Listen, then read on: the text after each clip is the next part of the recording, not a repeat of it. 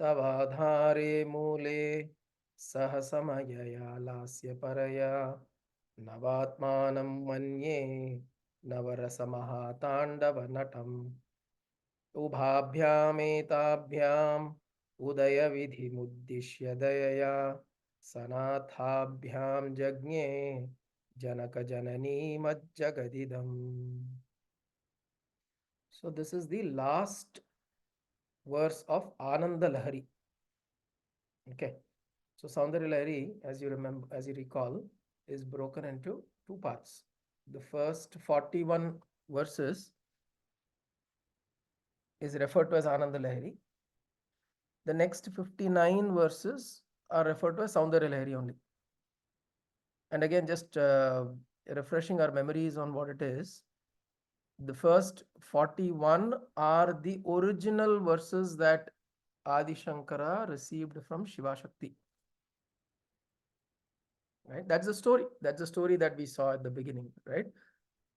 So Adi Shankara was bringing the Saundarya Lahari from Shiva Shakti from Kailasha, and Nandi in the form of the goat, or Nandi himself, started snatching it away from Adi Shankara, because you're not supposed to carry anything from Shiva Alayam. Right? From a Shiva Alayam or a Shiva place, you're not supposed to carry anything back with you. It's supposed to, basically, you're supposed to dissolve everything, including your identity, including everything. So you're not supposed to carry anything back. That is the idea. So so with that thought, Nandi said, you can't carry this back with you. And he started snatching it away from him. And there was a tussle between the two. And then Adi Shankara said, who are you to stop me? Shiva Shakti themselves, they have given it to me. So, but then there is a tug, and then a part of this thing gets snatched away. And then Adi Shankara goes back wailing to Shiva, saying that this is what has happened. And then this is how many of them remain. So he says, these are the 41 that remains. What about the others? Then Shiva Shakti, they instruct him saying that you compose the remaining 59. So we bless you, you compose the remaining 59. So which is why the 41st, 41 have a different kind of an appeal or a charm, because it's very esoteric in nature, and the meanings are very hidden, right? As we saw, a lot of hidden meanings within it, and then also there are mantras hidden inside it. We saw that, right? And the remaining 59, you will see from the 42nd verse onwards, it is starting to describe Devi. It will start describing Devi's form, the full physical forms. All the verses, you will notice every verse is about describing a physical form. Of course, there is symbolic meaning to that also, but these are very, the 41 are in a way tantric in nature. It talks about uh, the chakras, it talks about the Sri Chakra, it talks about the body chakras, it talks about uh, the various forms, the Kulachara, the Samayachara, the Vamachara Margas. It talks about the different paths that one can take, and the different aspects in which Devi is available to us in the form as mantras, as uh, yantra. So she's available through different forms. All of that is described in the first 41. And the last few verses, we saw how Shiva Shakti together are descending from the Sahasrara in the process of creation, right? And they are coming down, and then they will settle down in the Muladhara, and then creation will begin again, right? The whole process of creation, as we saw from the Taittiriya Upanishad, Akashat Vayu, Vayu Ragni, and so on and so forth, right?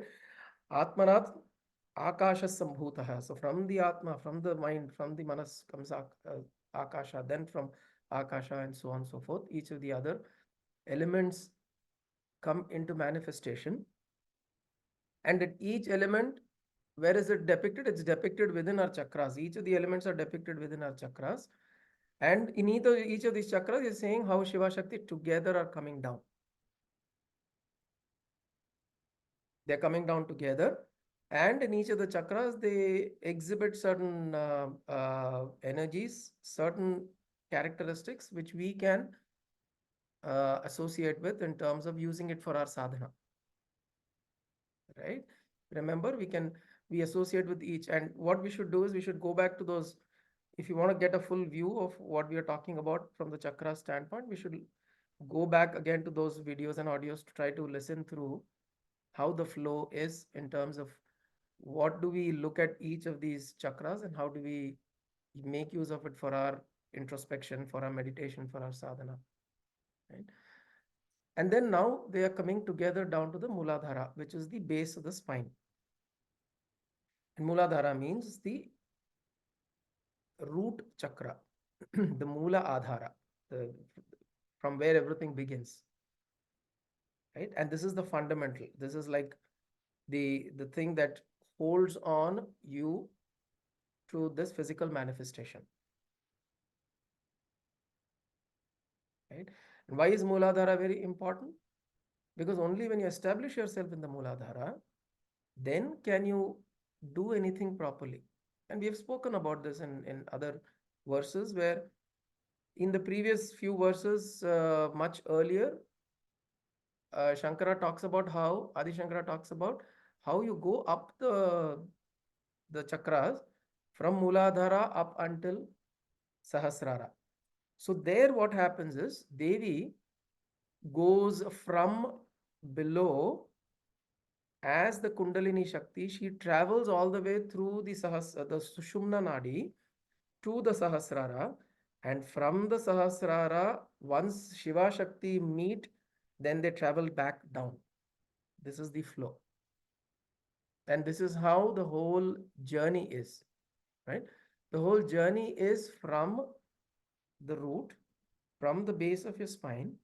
You move the consciousness from gross, becomes subtle, subtle, subtle, subtler, subtlest, and it reaches the Sahasrara. Whatever that Sahasrara is, whatever it's essentially a plane of subtle recognition where there is the dynamic and the potential both come together. The Devi as Shakti was moving from here while the Shiva was static there.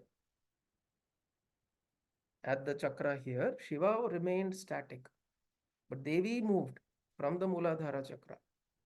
The Shakti moved, the dynamic moved, the kinetic moved, potential stayed, which means this is the process of our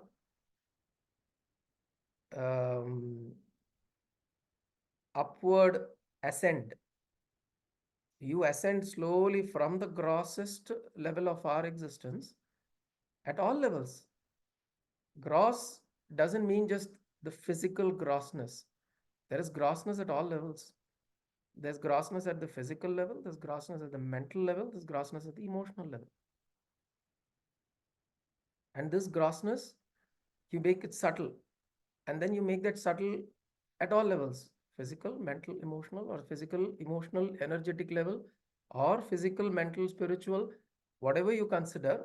There are multiple layers within us that operate, and there is grossness there, and there is with uh, uh, uh, every subtlety that we get within us, every level that we get into a certain understanding, that grossness reduces, and one becomes more and more subtle in terms of understanding, in terms of perception, in terms of uh, the the sway of the material on you, the the the um, the heavy imposition of what you perceive as reality, that slowly starts dissolving, right, as you go up.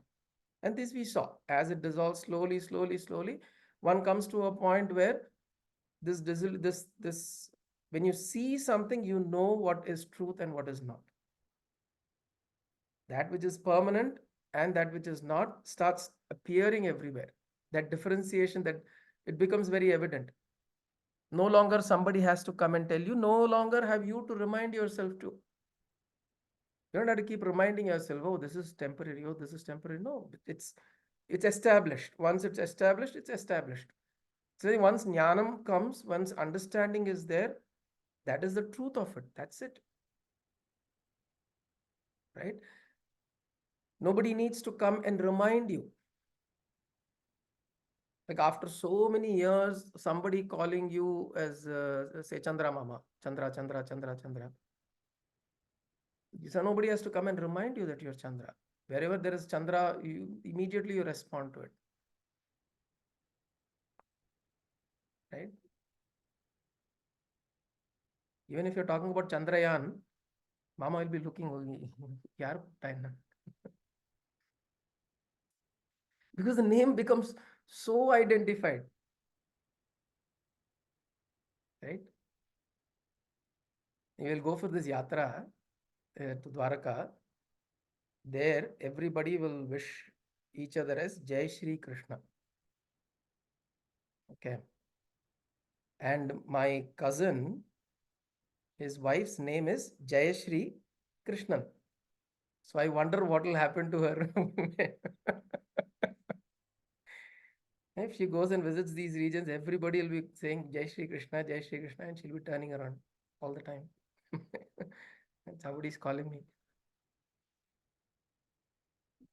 So the She's a association. celebrity there. Huh? What is that? She's a celebrity there. No, the problem, see, imagine what's happening. You are getting so associated with that, and you've trained yourself to associate with that sound, that name, that you respond to it even without somebody telling you, or you even telling yourself or reminding yourself. You don't have to remind yourself. There's an instinctive response. Now, in the same way, this understanding of what the truth is or what it is not, that when it becomes so established, nobody has to come and tell. Nobody has to come and remind. It is there. That this is the truth. This is the understanding. Then I know this is going to be, this is all temporary in its existence, in its appearance. It appears permanent, but it's not. So the understanding is what is the subtlety that develops from cross to subtle. And then there is no suffering. So slowly that suffering also slowly drops off. That association, that suffering slowly drops off. Right? And then the process was now from Shakti moving all the way up to Shiva and reaching a certain point of unison with Shiva. Once that unison happens in the Sahasrara, then in the last few verses, Bhagavan Adi Shankara is talking about how both of them together now start descending through the chakras, and now they've come down to Mooladhara. And what are they doing at the Mooladhara now? They are rejoicing. It's like a homecoming. It's literally like homecoming. The way he describes it, he says, and they're dancing. See, Tavadhare Mule Sahasamayaya Lasya Paraya. There's Lasya, dance Lasya. So the Devi here, we saw in the chakras in Swadhisthana, she is called Samaya. In Manipuraka, we saw she is called Samaya. Swadhisthana, she is called Saudamini. And here she is also called Samaya again. Samayeshwari, Saudamini.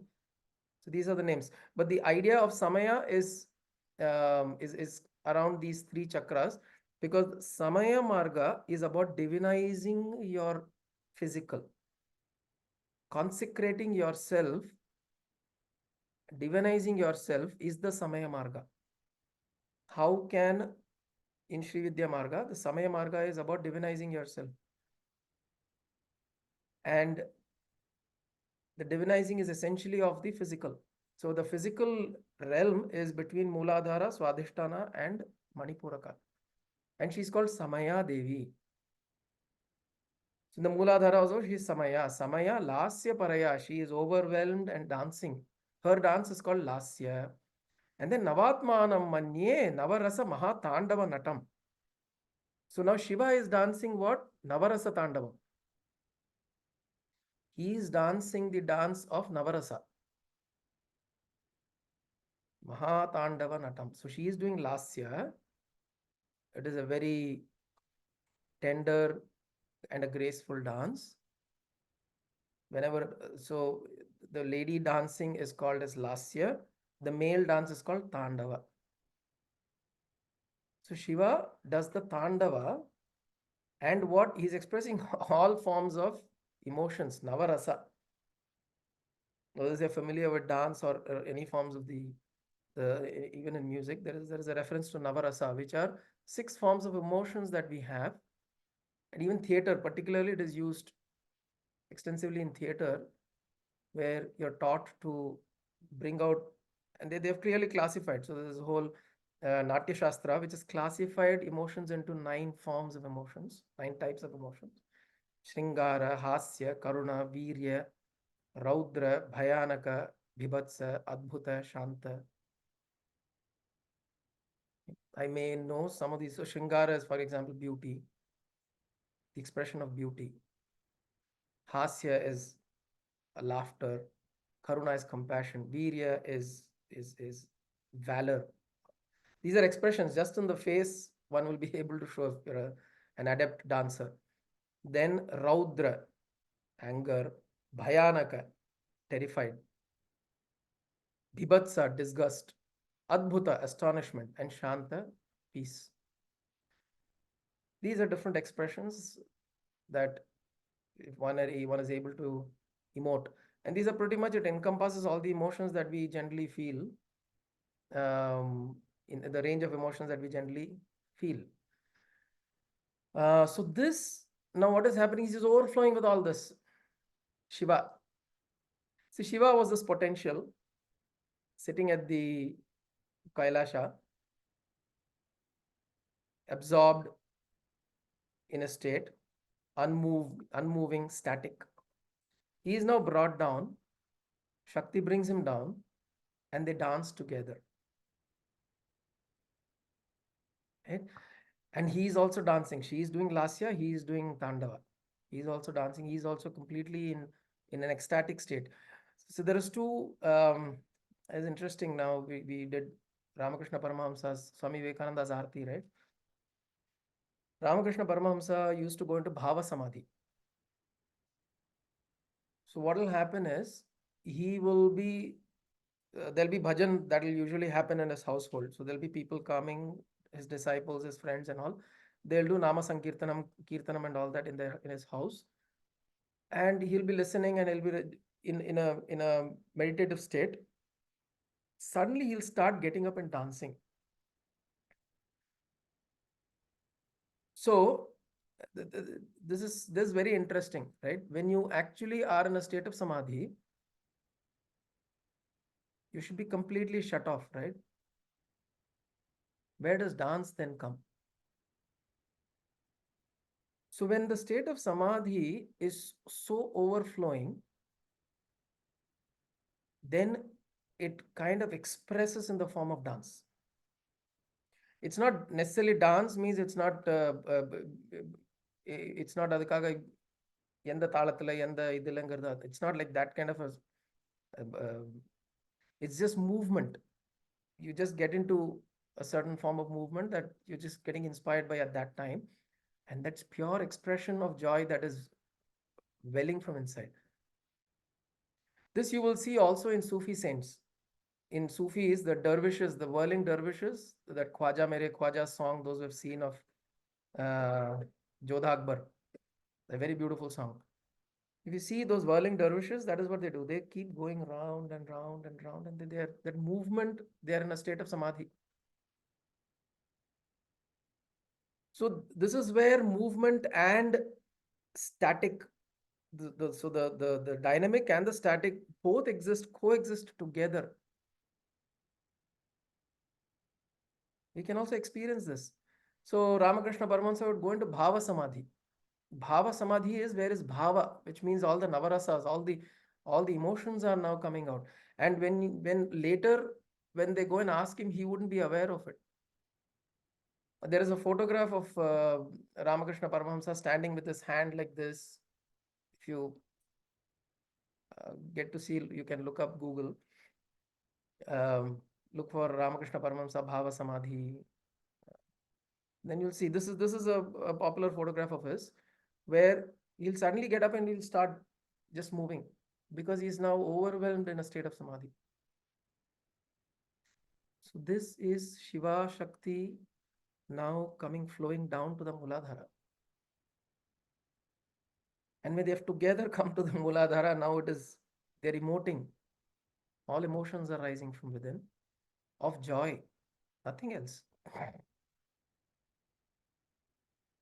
It's pure joy that is that's flowing out. And this this can be uh, and this may seem contradictory, right, in terms of what Shiva represents and what Shakti represents. But in this case, both are dancing their own dance.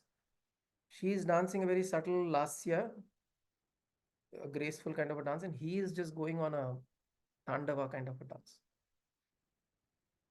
And in this, he is called Navatmanam. Shiva is called as Navatmanam, she is called as Devi is called as Samaya. And in this, why are they doing this dance? For recreating the universe. He says, Ubhabhyam etabhyam udaya vidhim uddishya dayaya. Out of compassion to recreate. Because this is a cycle of life. It keeps going on and on.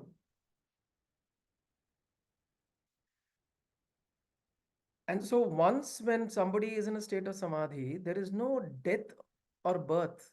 It's just a cycle. It's just a cycle. It keeps recreating itself. You keep going on and on. It's like a wave. Like, for example, you're standing at the beach and there are waves that come at you. Oh, is the sea going to wait to say that, okay, let me stop the waves for a period of time? No, it is just its joy flowing.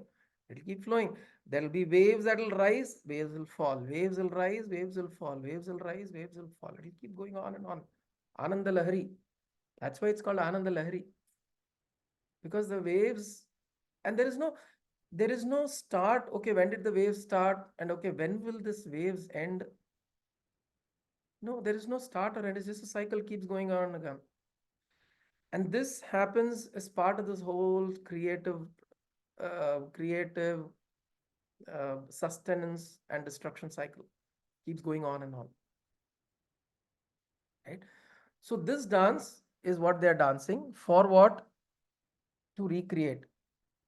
And why? Because they are the father and mother.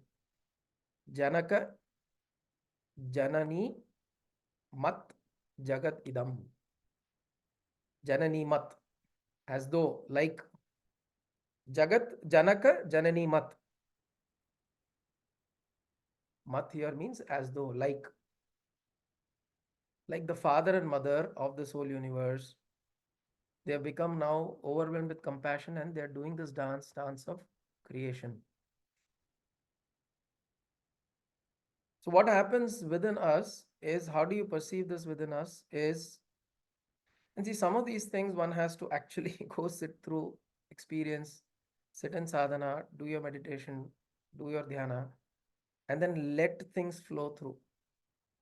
And when you let some of these things flow through you, some of these emotions will rise, some of these thoughts will rise.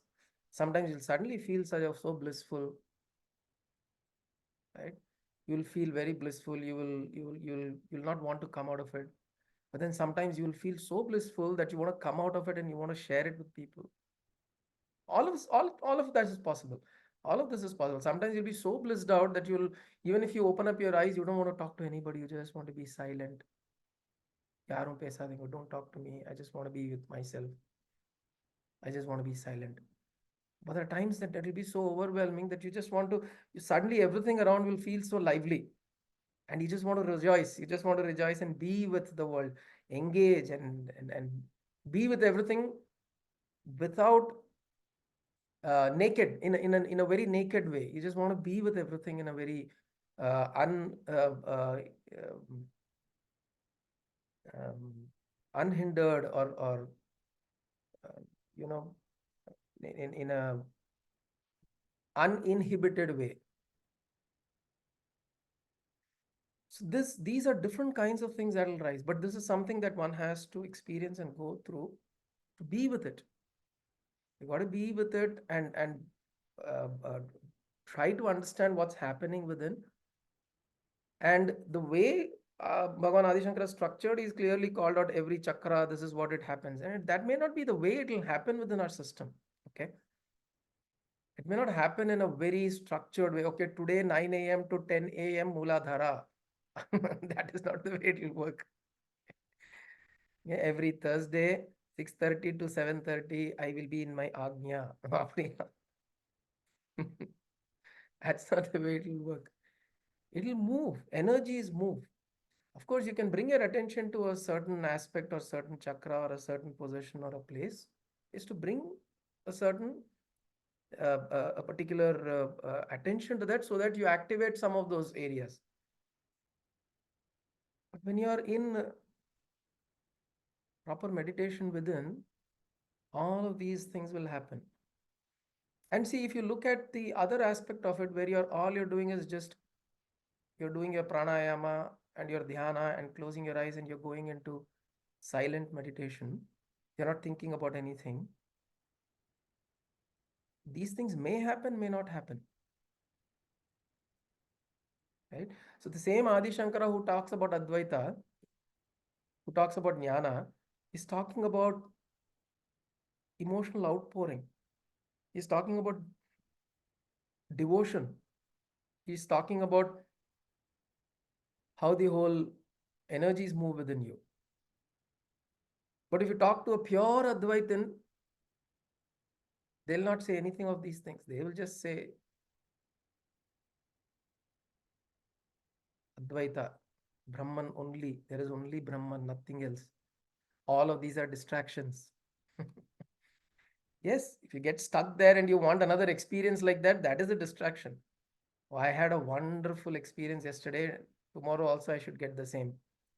I sat on that rock. I felt amazing. I didn't know how I sat there. I sat there for 2 hours. It was so beautiful, blissful. The next day I go try to sit on the same rock. Nothing will happen. May not happen also, right? So the problem is not, the issue there is these experiences are unique in themselves, and what experiences you get on a certain day, on a certain this thing, is completely grace. Just grace is operating there. What needs to come through? You just be receiving. Important thing is, as I said, are we becoming subtler and subtler? This process of what Bhagavan Adi Shankara has explained, top to down, is something for us to know that these things also happen within our system. These things will happen as we go into deeper states of meditation and we'll feel these things. But our focus is how we become more and more subtle in this process. Whether we're going down to up or up to down, if Shakti is going meeting Shiva, Shiva Shakti traveling together, halfway Shiva decides, no, I don't want to come, I go back, and Shakti then comes down, Ayyo Shiva Kandme, then Shiva goes, idella. These are not, these are immaterial. And the reason I'm making a joke out of this is important to know. Sometimes the mind can get baffled. Say, what's happening? Where is this Shiva and where is this Shakti? I don't find them here. What is happening? See, what has happened is people like Adi Shankara, people like great saints, Sadashiva Brahmendra, Ramakrishna Paramahamsa, Ramanuja, Paramaham- Paramahamsa Yogananda. Paramahamsa Yogananda, Ramanuja, all of these people, all of these folks they have gone into the workings of the mind. Patanjali, they've gone into the workings of the mind and they've figured out the very subtle things that occur there and the body, the mind and the body. And they've become very sensitive to notice all the subtle things that have happened and they've been able to observe and articulate it. We have not been trained into all that, right? We've not been trained into that level of intricacy within our own system. It'll take years and years and janmas and lifetimes of sadhana to get to that level of subtlety. But that's also not required. That's also another thing. A lot of times what happens is, oh, Saundarya Lahari is very complex. It's very difficult. Don't understand. We don't, it's very difficult to understand. But if we just approach it very beautifully like a small child with devotion, then suddenly knowledge will flow through. Whatever needs to come will come. I don't understand, the 27th shloka. I don't get it. What Adi Shankar? It's okay. Doesn't matter. See, we'll suddenly struggle with one shloka. I don't get it, as though the rest of it we got it. ஒண்ணுதான் புரியல.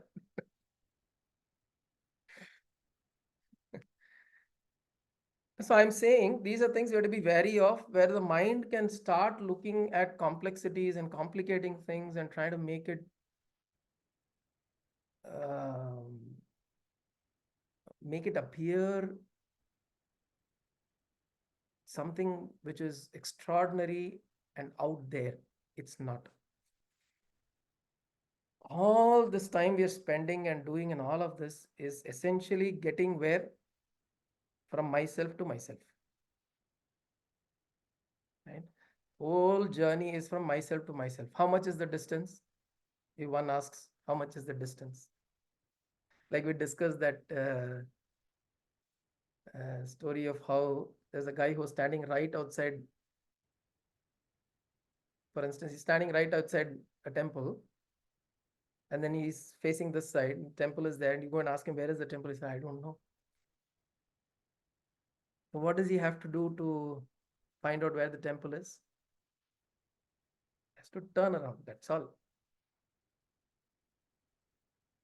All this process, all this we talk about, and all these various aspects that we look around, and is to essentially not to essentially make it so, I mean, glorify it so much so that it becomes inaccessible. No, that's not the idea. Right? Bhagavad Gita, ஐயோ அதில் என்னென்னமெல்லாம் சொல்கிறா எனக்கு ஒன்றுமே புரியல. It's possible people may go, he's talking about all. In fact, even if you look at Swami Shivananda's writings, it will seem like this is not for me. Beautiful thing is one Yatri who used to come around with us, Kanda, Sundar Mama may know. Raghu, you also know, right? Kanda, when he came for the first Yatra with us, he was absolutely not introduced to anything. His wife was a co-worker at Citibank, and then he said that, so he started off on pretty much on a blank slate. I mean, he said, I'm just coming to explore because I'm getting drawn to these things and I'm coming to explore with you all.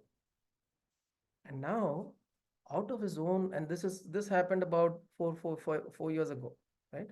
And then he came with us for the Kedar Badri Yatra and so on and so forth, and came for the Kashi Yatra. And now, out of his own interest, he's picked up Bhagavad Gita and he's trying to do Likhita Bhagavad Gita on his own. He said, I found this inspiration and I'm starting to do this. I said, great blessing. Because that's all it is, right? You turn and then you start walking in that direction, in the inward direction. Something will blossom, something will beautifully happen. And you become more and more subtle in the way you perceive the world, the way you perceive yourself, the way you perceive your relationships, the way you perceive your purposes that you think you had in life. And you just become open to things around, and not restricting yourself to this, that, and the other. See, this is the other important thing. We shouldn't hold, these are holy things, of course. These are very beautiful, holy scriptures, but don't let it contain you. You are much bigger than this. We are bigger than what the words are. Because the words are pointing to that which we are, right? The words are, all of these words in all the scriptures are pointing to that source which is within us. To recognize that source which is within us is much greater than the words that are pointing. It's important to revere the scriptures, but not above you. If you understand, this is important, because if you turn it around and say the scriptures are more important than me, and if there's no transformation that's happening within me, the scripture is of no use. The scripture is useful only if there is inner transformation. Only if it has that impact on me, right? So in this particular verse, Adi Shankara is coming to bringing us to that state within us where he is saying she climbs down together with Shiva. Tavadhare mule saha samayaya lasya paraya. Come down and then you're rejoicing there. Navatmanam manye navarasamha tandavanatam. Ubhabhyam etabhyam udayavidhi muddishya dayaya sanathabhyam jagne janaka jananimat jagat idam. As the father and mother. Jagat pitaro vande Mata Parvati Parameswaram. Parvati Parameshwaro. So together we are contemplating upon them as the source of all creation. And we say them, suddenly number one, then the Shivakashi calendar Shiva Parvati Yosika Venda. Right? We don't know. It's not necessarily to give them a form. You can. It's out of devotion. You can have a form that you think of, which you hold dear. You hold that form and you can visualize upon it. If you're unable to, if you are not, you don't have a particular form of Shiva Parvati, it's okay. It's something that principle that is within you is protecting you like the father and mother. In fact, one of the other conversations that I'm having over the weekends are this Navavidha Sambandham. The 9 kinds of relationships that we have. In fact, if you look at the Dwaraka booklet, I have put that there. The 9 kinds of relationships that we have with the divine. And one of the first one is Pita Putra, which means parent and child. So once that relationship is established, then the parent-child relationship in the world, so nobody is an orphan in that sense. Right? Because the source of creation is sitting right inside, and all we have to do is tap into it, or look into it. We have to establish that connection. And when we do that establishment of connection, and that's it, doesn't matter where the world moves, what the world does, what the world says, you stay established. Right?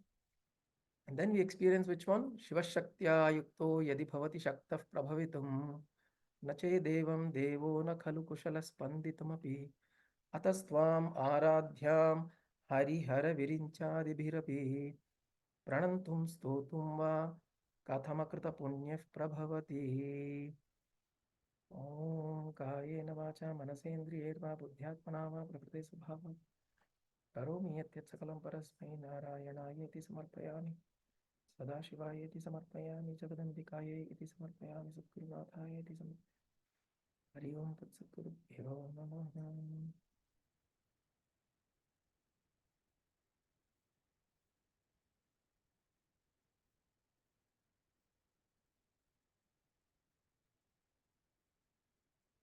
Punya Prabhavati. What Punya did we do to receive your grace, O Shiva Shakti? So that is with that we come to a close of Ananda Lahari. Okay. So I thank you all. See, on your birthday, we completed it. ಅದು ಕೂಡ ஒரு divine ordinance. No, it just so happened that it's coming nicely on a day I'd like to kind of close it on. To Koodaravali also today. Koodaravali. நல்லா சாப்பிடுறதுக்கு Pongal.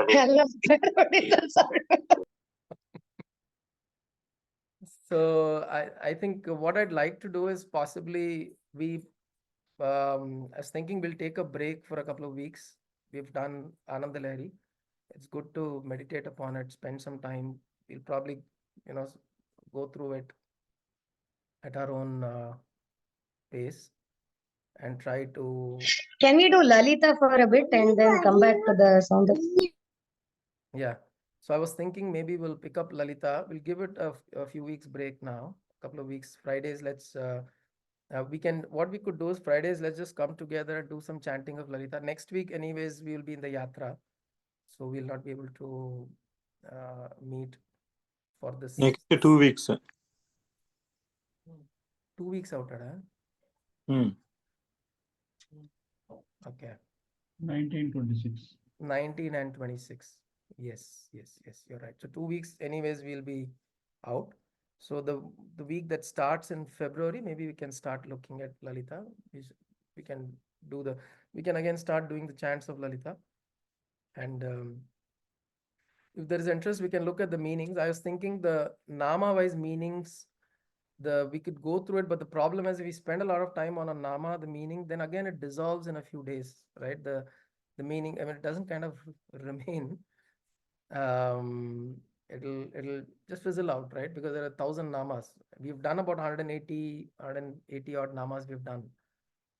But if we keep going that way, my thought is it'll just be a nama, right? It'll kind of fizzle out. But it's a nice thing to spend time to meditate upon.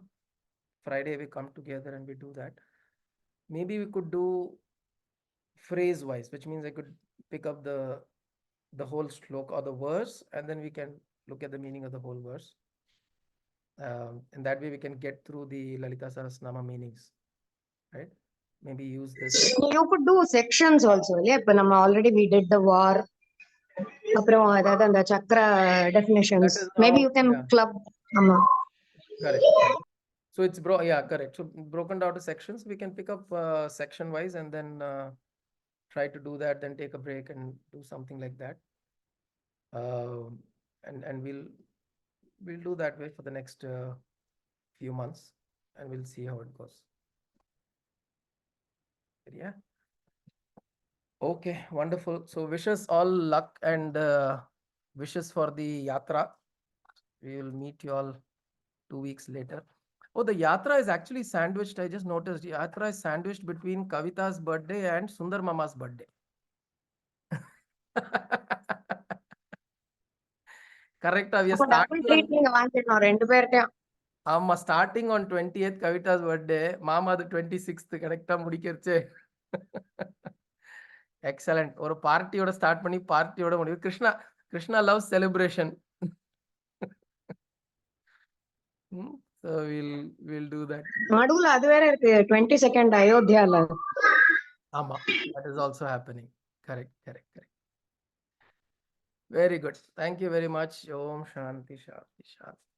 Hari Om.